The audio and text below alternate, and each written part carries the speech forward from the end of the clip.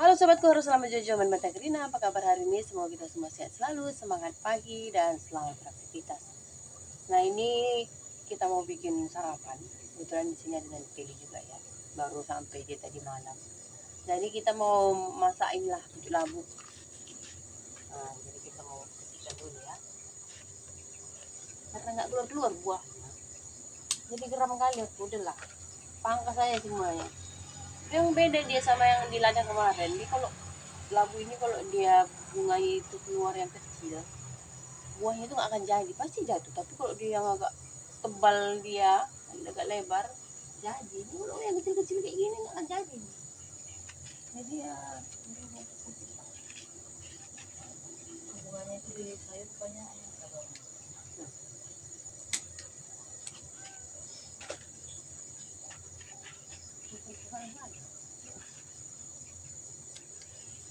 Mau dibaca sama apa?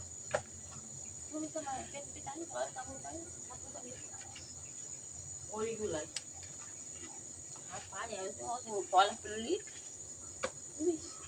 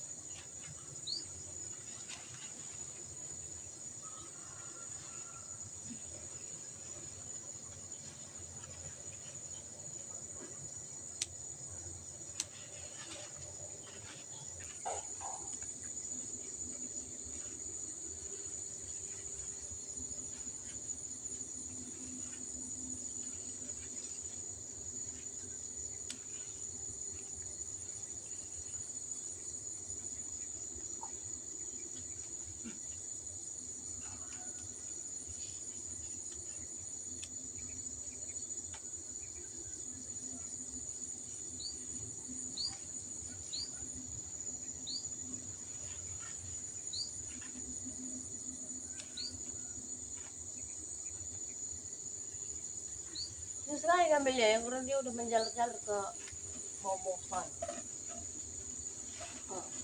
air mau apa.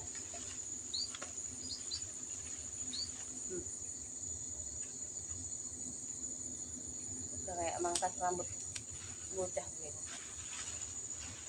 Bocah. Nah, banyak juga, lumayan juga dianya.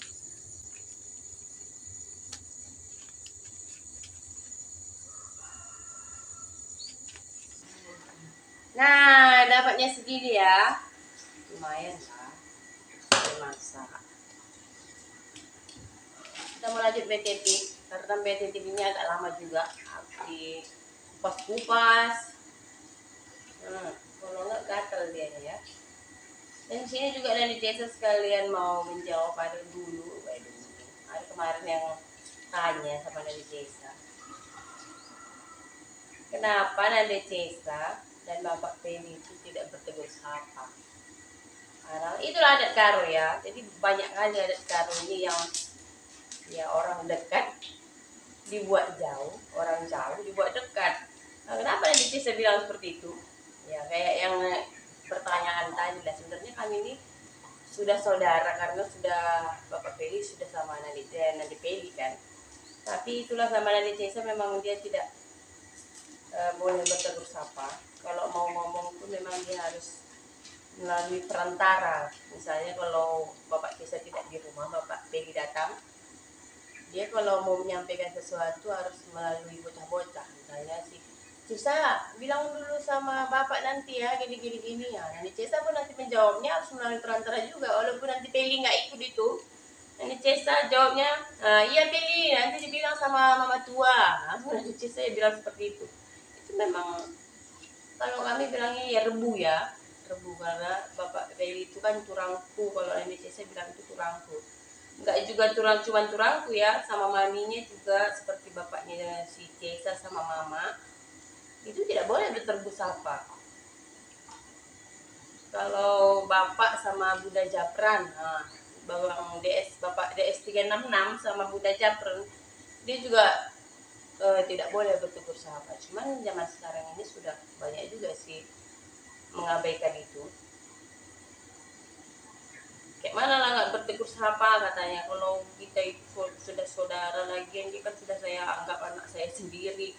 Ya banyak juga sih yang berpikir seperti itu ya. Ya tergantung orangnya masing-masing lah. Kalau kami di rumah ini masih memakai lah. Karena ya ada bahasa itu mahangke katanya. Jadi harus bisa menjaga-jaga jarak. Sebenarnya sih itu dulu silsilahnya itu kelanya sama maminya, menantu laki-laki sama menantu perempuannya ya itu selingkuh dia ceritanya. ceritanya itu ceritanya itu zaman dulu karena menantu laki-lakinya atau menantu perempuannya sama sama mertua laki-laki, pokoknya menantu lah. Menantu itu kan orang yang nggak kenal dulunya, orang baru juga dibawa ke rumah kita. Jadi terlalu apa ya, bilang jagar-jagar lah katanya, maksudnya terlalu terlalu sering bercanda, kelanya sama maminya lah yang contohkan ini, atau menantu laki-laki sama mertuanya terlalu sering bercanda, akhirnya mereka itu saling suka, begitu. Jadi maka semenjak dari situlah memang sudah langsung di apakah di adat ini, kalau orang baru yang datang ke rumah itulah dibilang itu rebu, tidak boleh langsung berbicara, karena kalau langsung berbicara nanti ujung-ujungnya sampai yang terjadi kayak yang dulu-dulu itu, terlalu bercanda nanti, terlalu sering berkomunikasi, jadi ujung-ujungnya saling menyukai. Lucu juga sih ceritanya ya. Ternyata gara-gara perselingkuhan jadi kita tidak bisa lagi bertegur sapa. Menjaga apa yang tidak diinginkan. Iya, menjaga, iya seperti yang Nanti Peli bilang, menjaga apa yang tidak diinginkan. Sebenarnya susah sih. Gimana lah coba, itulah seperti yang Nanti saya bilang tadi, orang dekat disuruh jauh. Ya orang jauh, kenapa Nanti saya bilang orang jauh dibikin dekat? Ya contohnya seperti Nanti Cesa. Nanti Cesa ini kan bersendiri, kalau di suku Karo bersendiri ya. Ya memang bersendiri sih. Terus itu misalnya saya merantau ke Malaysia lah, saya bikin. Saya ketemu di sana sembiring lagi, walaupun saya nggak kenal itu, yang penting dia sembiring, laki-laki lah contohnya sembiring ya kan. Itu secara otomatis walaupun nggak harus mengenalkan keluarganya, nenek moyangnya atau apa, kalau dia misalnya lagi bikin namanya Dodi Sembiring, nah ini Nanda Cesa kan Burus Sembiring, secara otomatis dia itu kalau dia sebaya saya, dia itu langsung jadi abang saya. Kalau dia misalnya udah tua, dia itu langsung jadi bapak saya. Itu secara otomatis itu, walaupun nggak kenal di rantau orang. Nah itu dia memang langsung bisa dibilang itulah darah Sembiring gitu. Walaupun nggak kita korek-korek ke sana sini, bapaknya pasti Sembiring, kakeknya pasti Sembiring. Jadi itulah keturunan Sembiring. Makanya dia pun seperti Nanti Cesa bilang, kalau dia sebaya, kalau kami bilangnya turang atau abang Nanti Cesa. Dan itu pun kalau misalnya si Sembiring tadi dan saya yang baru Sembiring, kita kan nggak kenal ya kan, jauh-jauh gitu. Nggak boleh kita itu saling suka, padahal kita itu kenal di rantau kan. Cuman gara-gara kita itu sama-sama Sembiring, namanya itu di ujungnya aja Sembiring itulah. Karena kalau nggak ada marganya itu di belakang susah. Pas nanti udah ketemu orang tuanya, udah berkenalan orang tua, taunya dia Sembiring, sama-sama Sembiring, nah itu udah galau itu urusannya, tidak boleh dilanjutkan. Padahal kenal di rantau orang, yang jauh dibikin dekat, yang dekat bikin jauh. Itulah kami pun sebenarnya penting mengikutinya, cuman karena dari kecil diajarkan ya nggak juga sih. Seperti itu suaminya adik saya yang di Batam, dia kan orang Sunda, bukan orang tidak suku Karo. Dia juga harus mengikuti, dia juga tidak boleh bertegur sapa langsung dengan mama. Begitu juga dia tidak bisa juga bertegur sapa dengan bundanya si Japran, karena bunda si Japran itu bisa dibilang orang luar juga, orang yang nggak, walaupun dia pariban sebenarnya tetap aja dia itu orang luar yang dibawa ke rumah. Seperti bapaknya si Cesa juga orang luar yang ada Cesa bawa ke rumah. Jadi sama-sama orang luar itu tidak boleh bertegur sapa. Itulah kejamnya sebenarnya suku Karo ini. Jadi ya asing, mereka tuh kalau udah ketemu itu ya rasa asing, nggak boleh ngomong langsung. Jadi begitulah ya jawaban dari pertanyaannya. Rebu, kalau udah namanya rebu di suku Karo itu tidak boleh. Cuman seperti yang saya bilang tadi, sekarang sih udah banyak sekali yang tidak menerapkan lagi itu. Ya dia merasa kayak mamanya lah, kayak bapak Cesa lah bisa dibilang sama mama. Dia, aku kan sudah menganggap dia anak, aku kan sudah menganggap dia mama, kenapa tidak boleh bertegur sapa ya begitu. Ada juga yang sudah bertegur sapa, tapi kalau kami masih belum. Oke sobatku, Andi Cesa udah gara-gara mengoceh udah jadinya ramai ini terus ke ini. Kita mau lanjut dulu lah masak ya kan. Yang dipilih udah selesai, biar memotong-motong tahu sama tempe. Kita mau tumiskan aja ini.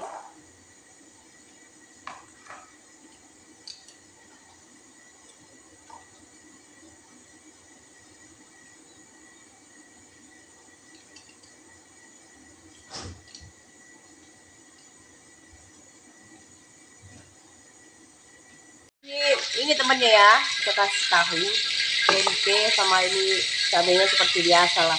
Kita mau tumis mentah aja semuanya, tahu sama tempenya tidak usah kita goreng karena minyak makan kita udah sakaratul maut. Jadi kita langsung aja lah oseng-oseng.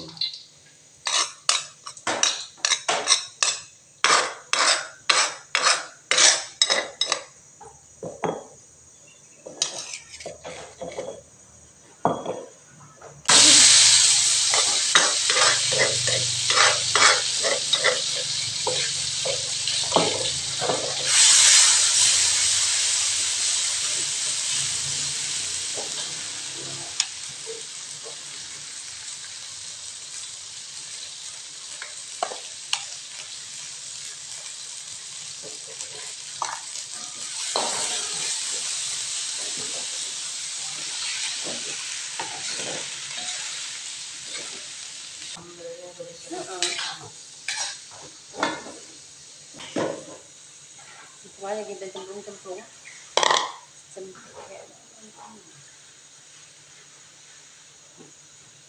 Iya. Yang itu mau kita warna. Kayak gitu nggak apa yang di sini. Udah masak ya tumisan kita. Kita mau lanjut makan. Sekalian mau bikin bakal bapak kita juga.